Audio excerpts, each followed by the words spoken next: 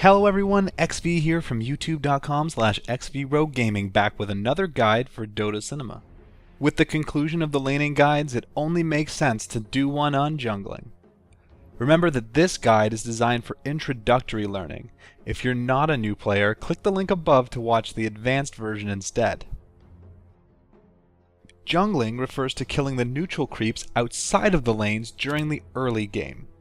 Later on, many heroes will turn to the jungle for gold and experience once the laning phase is over, but this isn't considered jungling as such, just farming. Jungling gives your team another solo lane, which means increased overall experience.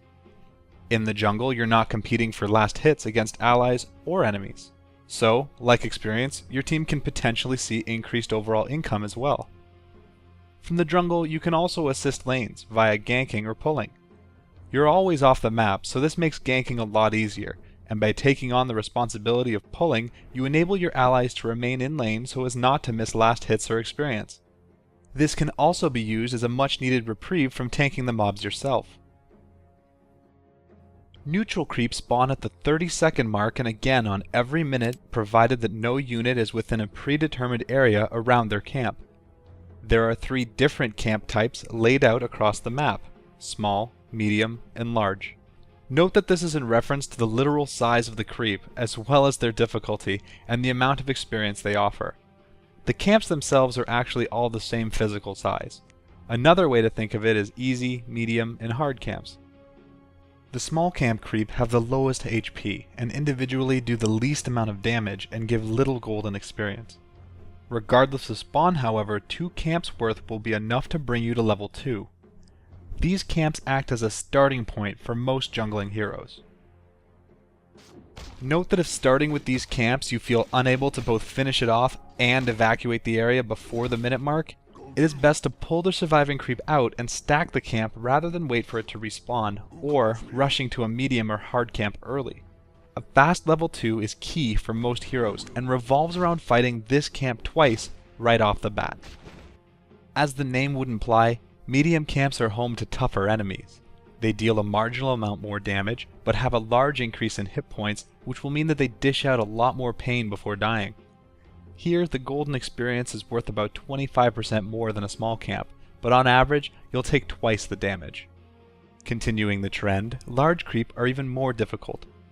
These creep have significantly more hit points individually, and a sharp increase in damage. They also possess unique abilities and spells that get even more damage in. Note that these creep also have an above average AI and will manually target lower hit point units when given the opportunity to do so. How you deal with these camps depends heavily on your hero choice.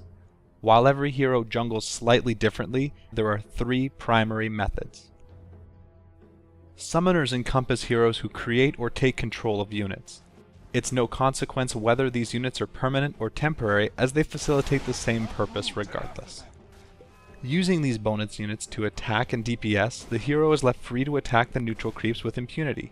This huge reduction in damage taken allows summoner heroes to jungle very efficiently and causes them to favor mana regeneration items such as clarities over hit point items like tangos.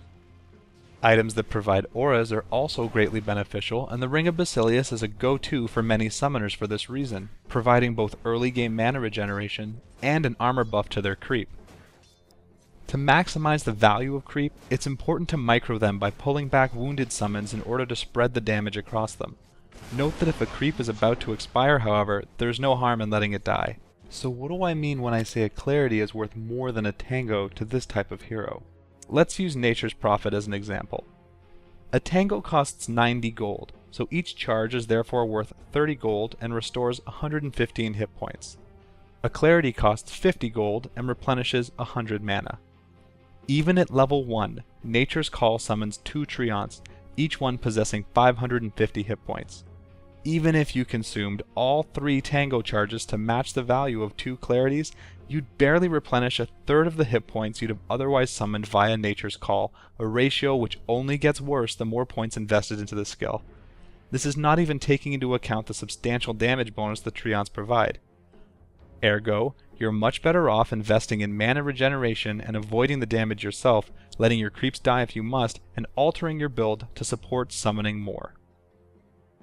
Summons can also be sent to the rune locations to scout them out on the 2-minute mark, providing additional value. This is especially useful if the creep is near death or expiry, getting just that much more out of them. When out of mana, summoners have a very difficult time jungling, but you can bridge this downtime via pulling the lane while regenerating your resources or cooldown. Sustainable heroes are able to jungle because of a skill or core item that lets them leech or rapidly regenerate life. This, like summons, allows the hero to remain in the jungle, mitigating the damage they would otherwise take without the advantage of allied creep from lane. Sustainable heroes will favor HP regeneration items over mana regen early until they even out between their passive regen and the overall damage output of the neutrals. AoE heroes jungle through spells that damage multiple targets at once, greatly benefiting from the neutral creep's instinctual desire to clump up. AoE heroes generally need to balance their HP and mana regeneration as they require both to jungle successfully. In order to get more value out of their spells, you'll typically want to stack the camp as well before clearing it, and a good habit to get into is alternating between fighting the small camp and stacking a neighboring camp once. Note that neutral creep will scatter if they can't see the source of damage that they're taking, so don't stack a camp too many times. Smoke of Deceit or other invisibilities will not allow you to simply linger amongst the creep effectively, as they'll flee instead. Stacking too many times will lead to your hero's demise if you bite off more than you can chew. Remember that you're still part of your team, and that you can and must still contribute despite not being in lane. This can come in the form of scouting the rune or helping an ally pull back towards the tower by pulling the lane for them, and especially in the form of ganking. When a hero in lane goes missing, it's easy to be noticed and calls made. This makes opponents play more defensively and generally reduces the effectiveness of the impending gank. As a jungler, you have the luxury of literally not being on anyone's radar, so your ganks can come with a lot more surprise. Like all ganks, just be sure to alert your allies so they can be executed smoothly. The extra gold will help accelerate your farm, as it will any hero, and you're able to find additional benefit by also utilizing the side shop when in lane. Shutting down enemy junglers can be somewhat hero-specific.